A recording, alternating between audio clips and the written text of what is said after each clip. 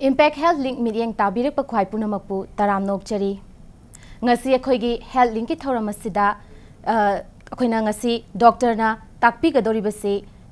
Spinal Cord Injury Haibadi Younglen Saruda Sopagi Matangdani. Hiramasida Miamda Takpi Gadoriba Doctor Asina Akoigi Dr. Umes Takhilmayum MS Ortho Spine Fellow Dr. Gangpigani Sir Gangaram Hospital Delhi ni Hauzik na Jennings Ortho Spine Surgeon oina thau pubiribani ngasi ahanba maktada akoigi Dr. Bu ngasi akoigi studio sida taram nokchari. Pleasure is mine. Ahanba da akoina doctor dagi khangjaning base spinal cord injury haibasi karino aduga masi kari dagi kamaina haurakpano haibadu adu aham maktada kuthana takpiyo. Ahanba da hana thamninge spinal cord injury haise lagtring eta spinal cord haise karino khatak chege. Spinal cord haisi akoigi singly nerve bundle amni akoigi brain dagi akoigi hakchang pumbada akoigo any organs hakchang gi organs khong natraga khut makoi si movement torokpa natraga makoi gi function je torokpa da signal mayam natraga mayam si brain dagi lai asigi signal mayam si through a path hadi bridge ma thong amagi through da lai adugi thong dubu bridge dubu akoida spinal cord haina ko for example akoigi si program ngasi conduct over sida akoigi program thadore isi akoigi ngasi gi sigi room sidagi impact tv gi sigi room sidagi akoigi customers mayam da thari and customers mayam sida yum da urisi through a cable la pura chatlini aduna akoi sida function tawriba akoi program thado isina brain ni aduna ngasai gi cable puri sina spinal cord ni aduna sigi cable sida akoi na tatpa taragadi akoi program ji yengbu phangwai adu maina brain da su spinal cord si akoi na tatpa taraba natraga sok pataraba adu eragadi brain dagi thare iba signal mayam si hakchang atai part yobunga moy aduga makoi gi function da kairakani aduga khoigi spinal cord sok pasina koi younglen saruda sok paga loina na brain da su yogdoine ba brain dadi yogde adu spinal cord sok pataragadi brain dagi signal thare ini brain dagi signal tharak pasi akoi spinal cord si da tat pataragadi natraga sok pataragadi signal si atopa part of the body da yobungam de khutta khongda yobungamde aduga masida sokhiba taragadi akoigi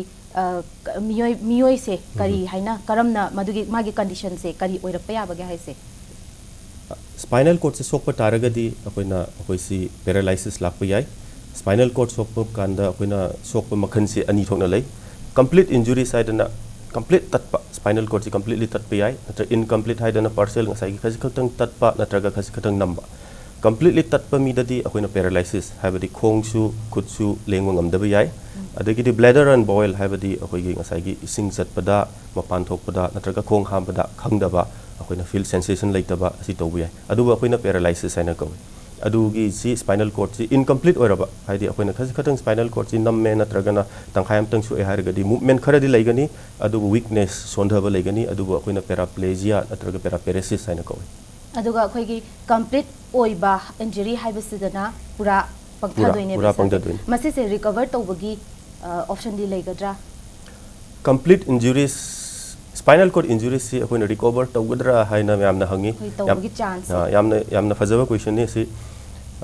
spinal cord sokpa matam sida akoina recover tawni natraga tawroi habasi soiba mawong du severity du lei complete injuries have the spinal cord completely tatlaba ngasai cable wire tatpagi type ta completely tatlaba adu ergadi recovery ge chances is very poor aduga incomplete khasi khatang tatlaba habadi ngasai gi khoigi fracture tawraba saru sina ngasai gi spinal cord se nammaba natraga na khasi khatang tangkhai ma tatle natraga na machet amkhak tatle haragadi recovery ge chances se yamna phai ada recovery ge chances se incomplete na recovery chances se wange haibire ko adaida masai sida haugat kangkhat pangamba haiba malena magi normal life tam lakpado masigi chance di kayamuk leibage incomplete injury study akoigi chances se akoina surgical intervention surgery bu oire natraga physiotherapy bi oire natra rehabilitation bu oire intervention je if we do early yamna ngana tawraga di recovery gi chances se yamna lei patient je haugal anbe yai patient chatpe yai aduga magi so e haina khangagadi magi surgery se kayam nganna khoina khang hauraga kyam ngana tawragadi mase recover tawrakpagi haibadi amu haugat kangkhatpagi natraga khitang bawba kanba ngamhobagi chance kyamna spinal cord se sokpa matam sita akoina as early as possible to hai literatures me amna high studies me amna high within 72 hours 48 to 72 hours da akoina surgery to horaba intervention to horaba adu oiragadi recovery gi chances yamna lei aduna akoina compress tawriba pot for example ngasai gi saru sina tiega ngasai gi spinal cord sida namme hairo nam leiriba po saru si akoina loktho ubu taragadi matam chana adu oiragadi recovery gi spinal cord si irreversible damage like lactring da akoina kanbangam horagadi akoina spinal cord gi recovery gi yam chance lei aduga akoigi seisida sokiba hai taragadi sokiba se seisida akoina magi kano tawbagi recovery gi chance kano tawre aduga magi surgery se must oibra every spinal cord sokpa khudima complete oiro incomplete oiro magi surgery se tawdamamak yadabra haibido dumtanga aja khaina mayam na hangnei spinal cord sokpa matam sida phaju pharroi dabda kedogi surgery tawdeno why to do surgery if the patient is not going to be all right adu surgery je kedogi tawroi doino natra kedogi tawdoino phaju pharroi dabda aina ngasai pandipan gidre adu ngasai gi spinal cord sokpaji most of the spinal cord injuries se young patient 20 to 30 years of age ki young patient tawgale ya mana makoisi road traffic accident gari accidents vehicles ngasai gi vehicular accident tawgale adu naha da tawre sahi kun dangai reba kun manga dangai reba naha da tawre adu makoisi spinal cord soga completely paralysis tawre lere adu oiragadi akoina makoisi at least chance ama pigedam we should give them a chance for healing ko akoina surgery tawraga ngasai gi nammi potolok thoga pharpagi yai haibagi chance leibanina akoina surgery is a must number 1 number 2 da surgery tawdre akoina spinal cord sokpojida surgery tawroi hairagadi akoina paraplegic patient haibdi khong lengam daba quadriplegic patient haibdi khong chu khutsu lengam daba makoi singji phamungda kui ni hippa legani tha ama tha ani tha ahum tha mari hippaga leidoni surgery tawdragadi maramdi makoi onthok onsin gamoi hawgolakpada nagani aduna asi kui na hipakpa kanjida complications sam lai akoina complications of prolonged recumbency hai ahanba complication da pneumonia akoigi hypostatic pneumonia na lung injury tawbu yai kui na hipakpa kanda deep vein thrombosis hai dana ngasagi e utong phullaga khongi akoigi heart attack torokpa yai stroke tawbu yai kui na hippa matungda adagidi ahum subda bed sore akoigi pressure sina kui na hipakpa kansida akoigi unsa si patharaga unsa je talakpa saru yaugai tatpaji yawi movement tawdabagi adagidi mari subda urinary tract infection makoisi mapan thokpadi ngamdabadina makoisi urinary police catheter haidana ma thami aduda adum kuina thama agadi makoisi infection torpagi chances lai adugi mathakta kuina adum hipa agadi thama thani anabam hipa agadi depression psychologically wakhan jida ai phaju pharroi haidana khallaga depression lai adagidi time loss money loss adagidi manpower loss si bahu yai ana sigumba complications mayam si loina ba avoid to yai surgery tawragadi akoi tuna second day third day the patient phaman bangami support ama yaruga numit tarani da ai practice study by 10 days operation loiraga 10 days the patient wheelchair da chalhalle adana wheelchair da mapanda once puthoki ba haibase haibadi makoi da psychologically ngasai complication mayam ji loina ba leiraro aduga psychologically depression du jokoina avoid to bangami aduga khoigi kainogi sida sokibase pura hakchang pura pangthabasu yawe hai adedi incomplete injury dana khut kumba pangthaba khong natraga khong pangthaba sumaina sise karamba fibam da kano tawbige kai haini karamba fibam da sisina swaina pangthara legi taragadi moigi yengbagi khut yengse kamaina moigi treatment se akoina paraplegic haibadi akoina spinal cord si akoina mathak waida saigi sidai spine model pure spine model sida akoina si sida leisi all vertebra kawi akoina spinal cord si yamna delicate oiba structure ni na makoi si protect to do ade aduna sigi saru vertebra ji gi manung da chatlaga protect to ra thami adu kunthra humdoi lei 33 vertebrae lei adu mathaki part in cervical spine ngak ki part so oba adu oirga de akoina quadriplegia haidana khut chupangdai khong chupangdai dorsal spine nangan ki part ta so gadi akoina paraplegic haidana khong animak soi aduga khutti escape to khutti lengma ngami makha wai da so aba lumbar spine natra lumbosacral spine da so gadi paraplegic haibadi khong animak pangdabe yai natraga monoplegia haina khong amakatang pangdabe yai mathak ta karinge treatment lui mathak ta karinge khong ju leng de khut ju leng de hairgadi quadriplegic ta di complication adigi mortality morbidity ki chances am heli aduga makha da kumdharinge sokpagi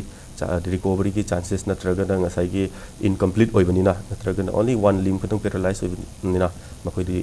makoi ne hena good prognosis haibadi makoi ne hena mortality haibadi sibai natraga na bagi chances less oi aduga khoi pangdhabase khoi hakchang pura pangdhagi basina kari dagi ohengi bano habdo pangdhabasi pura complete oibida complete oida isi akoina spinal cord sina ina ngasai jo hai gre spinal cord sina all the signals brain dagi lakpa signals mem se loina purine suppose aina sigi model se pai ge hairo spinal pai ge haiba matam sida aina wakhan sida pai ge na khalba sida brain dagi pairo ina signal thari thara ga khut yore ini aduge signal si ngasai through the spinal cord line spinal cord sikak patara ga aina phanam paining ga su signal lo yong ngamroi kok na di paining su signal yong ngamroi aduna paiba ngamroi chap mani khong chatninge ai khong thangninge haiba matam da kok na thangninga ga su ngasai gi spinal cord na signal je pidram ni na khong thangwa ngamroi na spinal cord sina yam maru oiba role am tawri sigi ngasai gi communication sida aduga khoi gi khwang narakpase sum kitang yaisan gi ba tusan gi ba aduga phajana doctor di tana hogda ba aduga khwang narakpase khoi gi spinal cord soongani haina singna ba yagadra aduga karamba layung uthora agadi khwang nare khaktang haiba nataba karamba atopa anaba yarugde khoina spinal cord ta soongani haina chingna ba yabase spinal cord injury si traumatic haibadi khoina trauma na maram oidana gari accident pu oiro natraga dolandagi taba bu oiro natraga na high contact sports like asagi rugby sanaba football sanaba natraga gymnastic aduna bu oiro adumaina so ogana khoina traumatic ko e traumatic haidana laina myam na tobi for example tuberculosis tb na nabada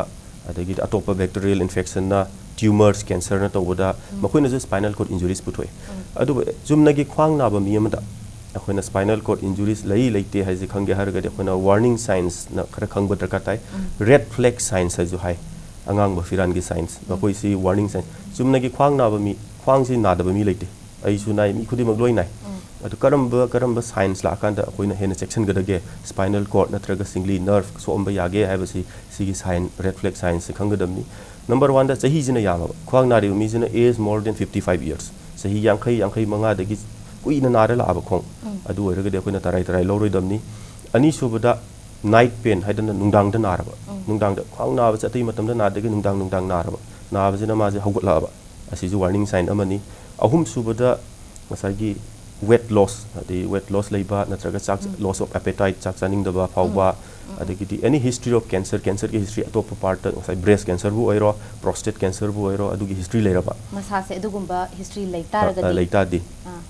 khwang da metastasis haidana khwang de amu involve torpa yabagi chances leibani makoi ju red flag signs aduna sigi warning signs si khangagadi natraga na khong ji paralysis aura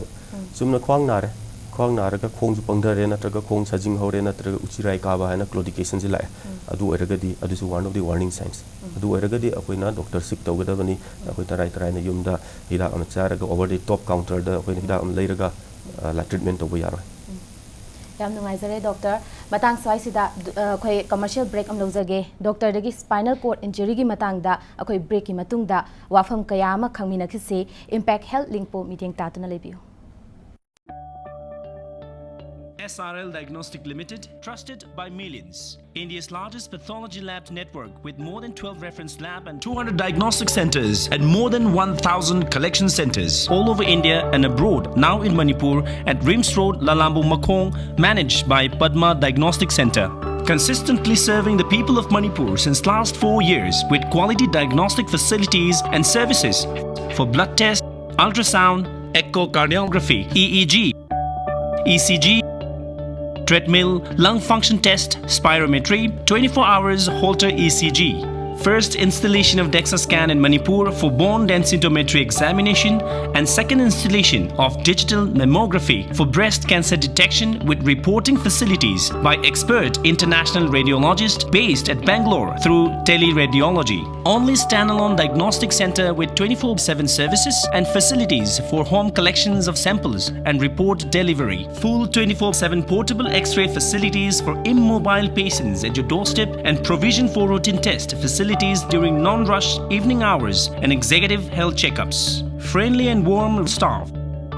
And alert SMS facilities for online report delivery on your smartphones. You can also download the report using My SRL application. Drop in today at SRL Diagnostic Limited, care of Padma Diagnostic Center, Rims Road, Lalambung, Makong.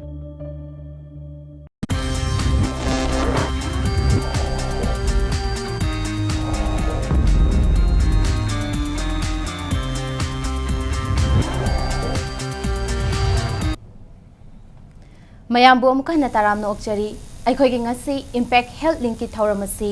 SRL Diagnostics na sponsor tobibani ngasi aikhoigi studio da links tin na leibiribisi Jennings ki ortho spine surgeon Dr. Umesh Takhel Mayum dagini Takhel Mayum ni doctor dagi makhata na khangjani ni wafam sina akhoina yanglen saru da sopa spinal cord injury ki soe haina haitar gadi magi management options se manage kamaina tawbani haibese simdaga thambi Spinal cord injuries patients singsi ayamana makoi si aina ngasai ju panjaga traumatic injuries haibadi gari accident da road trauma accidents natraga road traffic accidents da tawbana maram oidana makoi si ayamana atop body ki part injuries ke associate tawi for example brain injuries ka tawbi ai lung injuries tawbi ai liver injuries ka tawbi ai aduna patient ama natraga anaba victim ama akoida yorpa matamda spinal cord so haiba matamda adugi ngasai gi asokpa mayam si injuries mayam si akoina rule out tawra matung sida akoina further investigate tawi anaba si akoina x-ray logani CT scan logani aduga MRI logani investigation se tawra matung da akoida charakpa level ama khangani haibadi nari so ibasi cervical spine ngakta so i nanganda so i khwang da so iba mar so ibasina ngasagi saru sina spinal cord si completely talhan bara nasraga khajikak talhan bara haibaje charakpa ma idea am phangi idea je phangakan se da akoina surgical intervention tawi surgery tawbagi goal se why to do surgery hai matam jida aina ngasagi spinal cord si akoina saru ama fracture spine fracture vertebra na ngasagi spinal cord se namme haiba kansida akoina decompression haidana ngasagi nammi ba pochi akoina lokthok ta taragadi ngasagi signal chatpado adum chatlaroi aduna signal lo chatla amukhana chatlange hairagadi akoina nammi ba pot lokthoi adubu decompression kawe ani sobada akoina ayamana sigi si spinal fractures haidana ngasagi saru mayam ji tekpaga associate tawe aduna ti iba pot si solaga lairabani adu stabilize to bahai na akoina titanium gi screws amasung rods amasung plates sin aduna akoina fix tawe habidi mapangan do saru ti idu mapangan do mkalhale ani akoina surgical treatment patient ji treat tawre surgery na treat tawre har kansida loibanate surgery tawre as a surgeon gi part loire a big role of rehabilitation gi role achom le patient sina ngasai gi operation je loigre aina patient je phamalle patient je wheelchair da chorak pa ma chalhale adugi matung ta bada ngasai gi rehabilitation gi team sina natraga physiotherapy gi team sina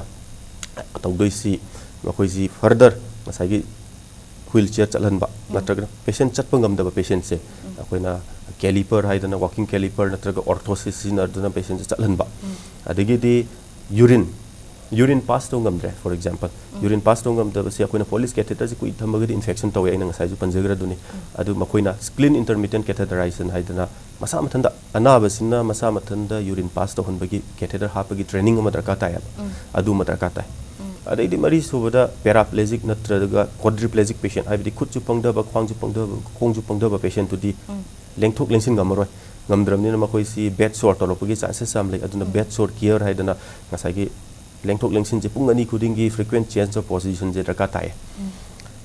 above all this anaba si akoina operation tawre rehabilitate tawre adubu makoi gi occupation dadi hingdabadi yadamni na makoi di occupational therapist ki amu role ai akoi country dadi occupational therapist ki role si amna leitri but mapalam western countries dadi occupational therapy ki for example 25 years ta ngai riba nupa macha ma gari truck driver ama gari accident spinal cord so thabak suba mi ma oirambanina thabak suba oiramnina ma khong lengdre akoina operation tawre everything loire patient je wheelchair da phamale adu madi magi profession ji da magi truck driving ji da amuk lapung ngamroi adu magi punsi di kuina hingi doini adu ma kaido tare maga ajik lai phibam duda mane aga chanaga da thabak ma pi bata bani natraga masana tawtami training ama darka tare khutti yari banina mana basket saba oire adigi mobile repairing oire adigi di ngasai gi lairik laisu haiba computer paiba haiba na desktop computer pairaga front desk la leibo oire haidi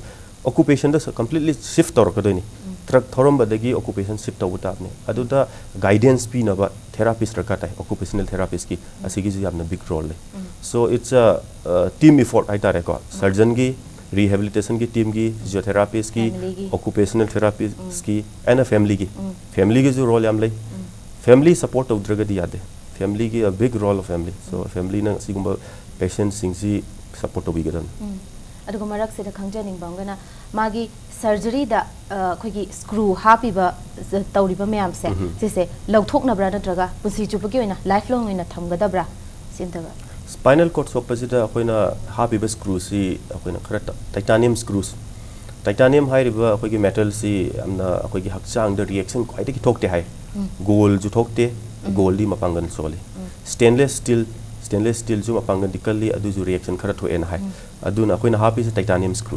screws ina akoigi body da compatible oi adagi di spinal cord injuries patients sing je ayama matam se da akoi si MRI de exposed hoy haidi akoina amu narakpa matam de MRI injan doini MRI si di magnetic field ina atopa metal sam ti yade titanium di compatible oi titanium si naraga di MRI manung machine manung chang bayai aduna titanium sina akoina sinai aduga makoi se lifelong thambe yai ayama matam da spinal cord injuries tadi akoi lifelong thamme support amu additional support oi dene makoina saru do fracture tawre aduna ngasai gi titanium screws amasung plate sina additional support piraga makoi bu lephal liba makoi bu famal liba aduna sidi lifelong thambani lifelong thamakpasina magi hakjang manung da sokningai gi karimta adugi problem laite ba laite aduga marak sida amana akoigi trauma na traumatic sigumba incident myamna oihenbani spinal cord injuries is mai oihenbani haibire ko adaida masai sise akoigi inborn haiga poglak padagi natraga akoigi kitang hakjang fibam kitang sokna poglakpa sigumba da su spinal cord spinal sokpagi kese dai biki bra thengna biki adu dadi injuries haira ko akoina poglak padagi yarok pujina akoina congenital anomalies hai poglak padagi akoina congenital anomalies hai any part of the body da hakchang any part of the body da poglak padagi akoina defective oina oirakosi akoina anomalies ko wi for example lai na haibada akoigi cleft lip cleft palate kaina akoina chimban da tawbudo adu su congenital anomalies ni so manana spinal cord su akoigi spinal cord si amakhatani leirisi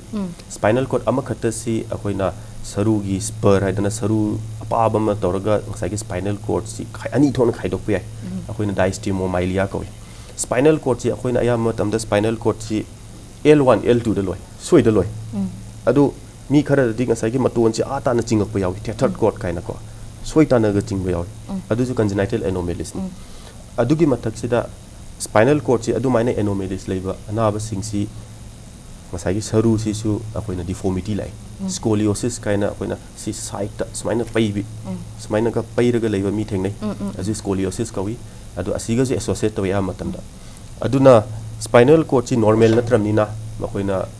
ngasai gi problems mem create to bi yai ngasai gi paralysis lak bi yai spasticity haidana ngasai gi limb sing ngasai khong sing je tight oirak bi yai son be weakness ule ra lak bi anu matam su yamna layak tre do aroi boina khoi khangjaningi sina akoigi spinal cord swaina emergency tip hai taragadi lambi da traffic accident kumba road accident kumba main to matam sida khoina patient so iba mi se swaina ma se kitang sujan gi mana leiba mong cha khoina mi amana icham chamba mi amana swaina ma se spinal cord so e haina khoina chingna ninga suspect taw taragadi ma se karamba phibam da leiraga khoina so e na chingna doino aduga ma se health medical health phangri pa khoina karamna pugani hada adum ta ga ten tak na thambiram road traffic accident ta spinal cord akoina any victim ama thengna ba matam sida ngasai ki khong natraga khutchi lengba ngamdre ana victim jina hairaba natraga ngakta amasung khwang da nare adu oiragidi akoi spinal cord so pa yai so omba yai habagi suspicious oigedabani adu spinal cord victim singje road traffic accident natraga gari de accident yaure car accident yaure akoina nampu sapu akoina forcefully chingthokna ba hotna roidamni akoina forcefully chingthokna ba hotna matam sida ngasai gi spinal cord si further damage to bi hena sokchin bi aduna makoi se shift to matam sida ngak chilengan dana akoina khut sina support to biraga ngak lengan dana thangdok pirakpa aduga if possible masagi cervical collar gaina lei ko ngaki adu phabi bi yai adagi di patient shift to what hospital transfer to ro matam da thangma matam da koina spine board haidna flat surface ta flat board am da anab ji phalaga thanga da bani masagi khut na upper part of the body na mi am na lower part of body na mi am na haidi body je twist to ra thang wajin hena damage on bi yai and siguma mayam si western countries the paramedics in the well trained toroga tawi akoi si the only precautions law do isi makoi sing je transfer to matam da flat board transfer to wi ba ngak to protect to wi ba lengan dana natraga cervical collar sinaraga hospital yo honbirakpa aduga khoigi sigi kai haini spinal cord sokhibase khoigi pangna complete injury oitargadi pangtharaga legidoi recover tawba ngambagi chance am neme haibiri ado khoigi laina achoba aruruba mayangi khoigi kano hidak thibagumna spine sokhibasigi khoigi kai haini researches haitare spine kari kano hotnabagi ngamnabagi layeng bang ngamnabagi kaino se kari leibi ga hade doctor kitang thambi akoina sidai wari masa amdang tentak na tamjeke apawa Hollywood actor like Christopher Reeves ana Christopher Reeves si akoina 1978 79 80s da Superman series ki actor ni masa mak si 1990s da mana horse riding da matam da upper cervical C1 C2 haidana sigi area se da ma soe sokpana maram oidana ma quadriplegic oi khutchu khongju pangde madi sor honbu ngamde aduna madi artificial respirator and ventilator sinaraga lairame maga magi wife Dana Haiziga and Christopher and Dana Reeves Foundation Haidana Achoba Maki in Mana Sangstana Linkali organization Asina more than $200 million had research US only for spinal cord injuries. Mana research had was 1990s take it had ini adu only 2015 da Makoisi human trial how Hanadi rate the trial to when stem cell therapy kawi neural stem cell therapy kawi when stem cells lautoga rate uchi the experiment over